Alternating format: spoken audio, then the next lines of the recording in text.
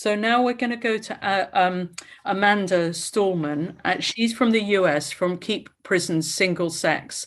And she's going to tell us about the situation in the US, especially focusing on what's been happening to women in prison. So welcome, Amanda, and thank you very much. My name is Amanda Stulman. I work with Keep Prisons Single Sex, which most of you know is a UK-based organization doing really critical, important work in there by our director, Kate Coleman, partnering with others and branching out to advocates in other countries on this issue, including the US and Australia and Canada.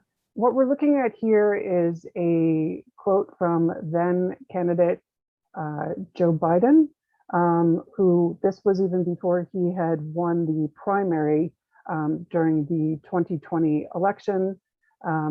And as you can see, he says, by the way, in prison, the determination should be that your sexual identity is defined by what you say it is, not in fact what the prison says it is. He then went on somewhat confusingly to suggest that you would then be entitled to OBGYN services, which was weird, but stopped himself there. So we should not be at all surprised in the US that this administration went in the direction that it did. He told us before he even won the Democratic primary, that was where he was going. So I'm going to be focusing in this talk mostly on what the administration is doing, a little bit more broadly than just prisons, but on items that will impact prisons as well. So in the US, we have a pretty complicated system, and this is one reason to talk about this somewhat more broadly. It's a bit of a beast here because we have so many different incarceration systems. We have the federal system, which is operated by the Federal Bureau of Prisons, each of the 50 states, and then counties and cities within states, each have their own rules, with the federal rules kind of overlaying on top of that in many circumstances. And just about 50% of the incarcerated female population are in jails. And as you can see, those are almost 3,000 separate systems between cities and counties and the military as well. So to capture what's happening there is a challenge. For that reason, we're going to talk about things somewhat more broadly here today. So I'm sure most of you know this structure, but there's a reason I'm going to walk through this. In the United States, Congress, similar to parliaments in other places, makes the laws, our judiciary interprets the laws, and the executive branch, which is our president, carries out the laws. But within the executive branch are federal agencies who report to the president, and they can create rules and regulation and guidance to implement and interpret laws. And they do that really without congressional input or political input in that regard. And in order for the judiciary to weigh in on that, it has to go actually through the process of litigation. So those things end up on the books with different constituents believing that's what they need to adhere to. So how has that played out in the past? Well, specific to prisons, in 2012, the Department of Justice, just about not quite a decade, 10 years after the passage of the Prison Rape Elimination Act, the Department of Justice developed standards. These were intended to be national standards that apply to all federal Bureau of Prison institutions. And if you would like federal funding, you will adhere to this as well if you're a state in order to get the full federal funding. This was the first time that it was contemplated to do cross-sex housing in prisons within kind of the federal legal structure. Also notable here, lots of people say, why don't we just have a designated space for people who identify as transgender? Well, that is explicitly forbidden under these standards, as you can see in item G here. The only way it's permitted is under very narrow circumstances, which are to the benefit of those prisoners, not to protect other prisoners. I'm going to skip a couple of things here in the interest of time. We're going to skip ahead to last year, just about a year ago. The Supreme Court issued a ruling in a decision known as Bostock. This has gotten a lot of press. For sure, if you're in the US, you've heard about it. It's worth just mentioning a couple of things about it. The first is that our national federal employment discrimination law is known as Title VII, and that's what was being addressed here. And it actually had a fairly narrow decision, which is if you are fired for being transgender, that violates our employment discrimination law on the basis of sex. And in issuing this ruling, the Supreme Court said, sex means the biological distinctions between male and female. They weren't being cagey or weird about that. They said it right in this decision, as is quoted here. The other interesting thing about this decision, which seemed like it was narrow, the Supreme Court intended it to be narrow and thought it was narrow. The defendant employers in this case expressed concern, okay, you say you're issuing this very narrow decision that just deals with employment, but there's no way it's not going to extend into restrooms and locker rooms and dress codes. And the Supreme Court said, don't worry your pretty little employer heads about it. None of that's in front of us. We're not purporting to address those issues. That's not what we're talking about here. We haven't even contemplated that. So fast forward ahead just about 6 months to President Biden's very first day in office. On President Biden's first day in office, he issued this executive order, which referenced Bostock, that Supreme Court case. And stretching that ruling beyond recognition, this executive order said, under that reasoning, all laws that deal with sex discrimination, and then it goes on to list a number of them, also prohibit discrimination on the basis of gender identity. In this executive order, there is no definition of gender identity. So by default, this is self-ID. There's no other way that it's defined in here. And what this executive order did was direct all federal agencies, including the Federal Bureau of Prisons and every other one, to review what I talked about before, which is their regulations and their rules, their interpretations, to review all of those actions and see whether they need to revisit them or change them in light of this executive order. So a number of them have gotten busy doing that. So for example, here's the Equal Employment Opportunity Commission, which issued a fact sheet, which is relied on by employers, by employees who are concerned about discrimination in the workplace, employers who want to ensure they're adhering to the law. And one of the items in this fact sheet is that employers who are covered by this statute, which is any employer with more than 15 employees, which covers the vast majority of employees in the United States. Any employer who's covered by Title VII cannot take assignments away, even if the customers or clients would prefer that they do. So this has implications, obviously, in many workplaces. There is not an exceptions, there are not exceptions articulated here. It does say as a general matter, but it doesn't say what that means. And there aren't exceptions, say, for things like healthcare providers, for rape crisis centers, for prison guards who conduct intimate searches. None of that is teased out here. And those are all areas which historically, I'm using air quotes, sex discrimination was permitted. You could say we're only hiring males for this job, or we're only hiring women for this job. That was legally allowed. It was an exception to the law. And this fact sheet seems to suggest there aren't any exceptions, or if there are, we aren't telling you what they are. The next item here is particularly significant in the single sex space discussion, which is that employers may not deny an employee equal access to bathrooms, locker room, or showers. This means right now in the United States, if you work for an employer who has more than 15 employees, they may see this and say, this is the EEOC's interpretation of this law. This is what we're doing. So it's conceivable that right now, without our really knowing it, most of our workplaces have become mixed sex bathrooms, locker rooms, and showers, which is pretty extraordinary. What else have they have federal agencies done in the wake of this executive order in Bostock?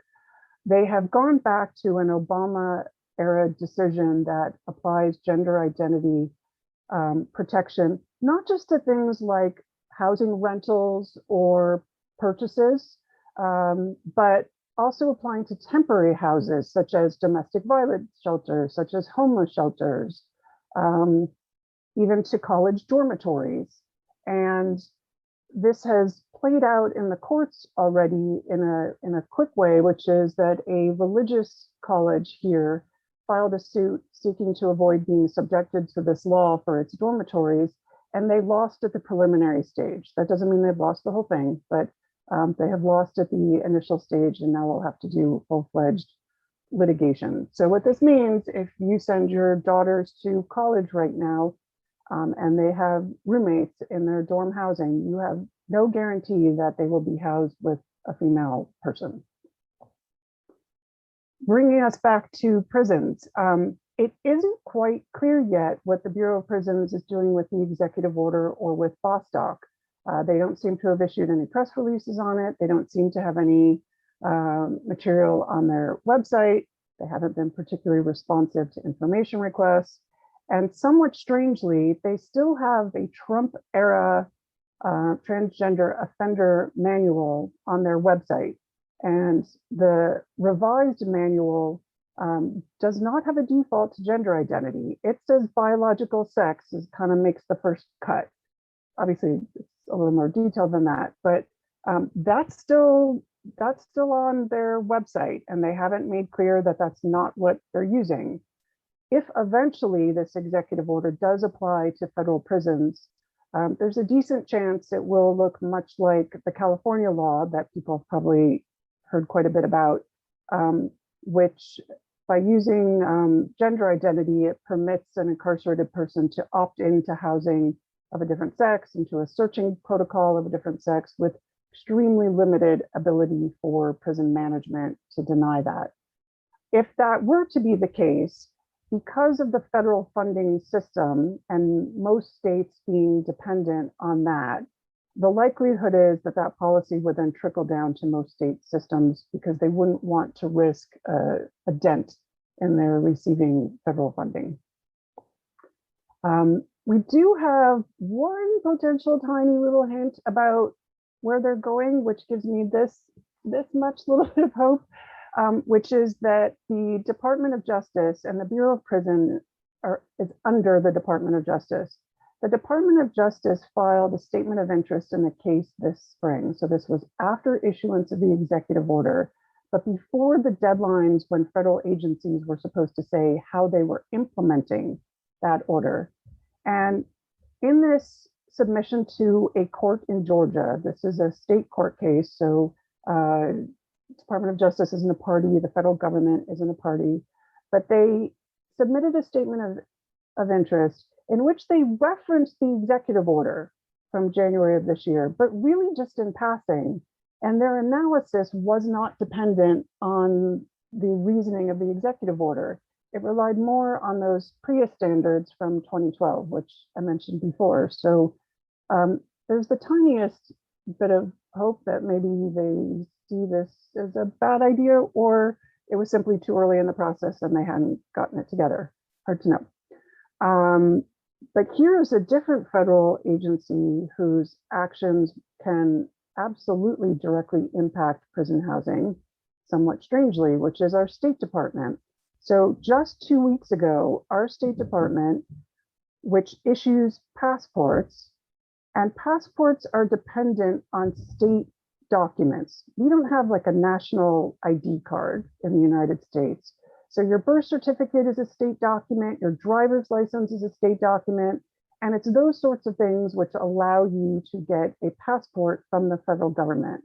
So just about 2 weeks ago, the State Department said, oh, would you like to have a different gender on your passport that doesn't match your driver's license or your birth certificate? No problem. Just check the box and we'll do it. So as petrifying as that is for people who maybe end up doing this and traveling to inhospitable countries. It's also disturbing because passports can be a way in to cross-sex housing in prisons. So, for example, Connecticut, which was the very first state to pass a law related to housing of people who identified as trans, a birth certificate is a ticket in, a driver's license is a ticket in. Again, those are both state documents, but so is a passport. And as you can see from the Q&As on the State Department's website, there's nothing required here. You don't have to provide a medical certificate. You don't have to have a physician's letter. You don't have to have undergone any medicalization. It is absolutely self-ID. So by having done that, the State Department has bypassed what states have done in terms of how do you get a birth certificate marking a different sex/gender. I'm using both because states use different things. And as you can see, this isn't uniform, and the majority of states don't allow you just to waltz in and change it. So how does this actually play out in the federal system? Well, this is very recent too. This is just last month. So this individual who, when he was a teenager, had campaigned in Massachusetts for access to women's locker rooms and bathrooms based on self-ID. Last fall, he pled guilty to sexually abusing 2 girls under 4 and distribution of child pornography. And just last month, he was sentenced to 30 years in federal prison, federal because of the distribution of pornography. He is housed as of this week in a federal facility that houses both male and female offenders in separate areas. And as you can see from this cut and pasted register number, he is in the system as female. I don't know how. I don't know whether that was based on a birth certificate or a driver's license, but the federal government has coded this person in as female.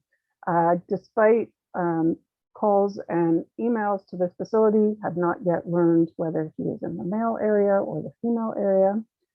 But this is a good example of how these documentations that can come out through the federal level just by the State Department issuing a decision can impact the prison system. So that concludes this quick walkthrough of some of the current usage of the executive branch rulemaking and standards, which is really accelerating the elimination of single-sex spaces without congressional action and without court action. Thank you.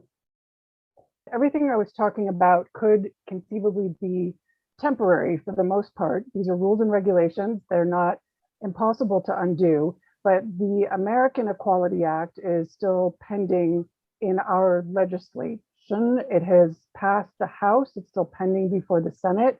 If you are American or live in America, I encourage everyone to write your senators. If you've done it already, do it again and let them know why. They seem to be under the impression that it's only religious people who are concerned about this, and their concerns are valid, but there are other concerns as well. The UN has somebody who is dedicated, his only job is to be an independent expert on SOGI.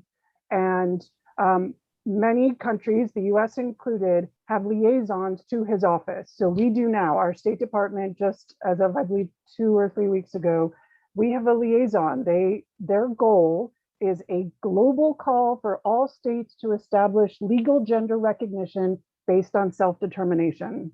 And can Amanda, will you just tell us what SOGI is for some of us who don't? Oh, pardon me, sexual orientation and gender identity. I had really expected that there would kind of be one big thing. We'd be fighting the Equality Act. We'd be fighting a particular court case. And just hearing all the speakers, I think we're all largely in the same place, which is it's sort of death by 1,000 cuts here. And so there isn't going to be one big like legal push or one big galvanizing moment. Like there's no cavalry coming. We're the cavalry. And we're going to have to do it in all of these like small ways, cultural ways, legislation ways. We're going to have to be fighting this on multiple fronts. But so I really appreciate hearing what's happened in other places, because I really do think we can learn from each other.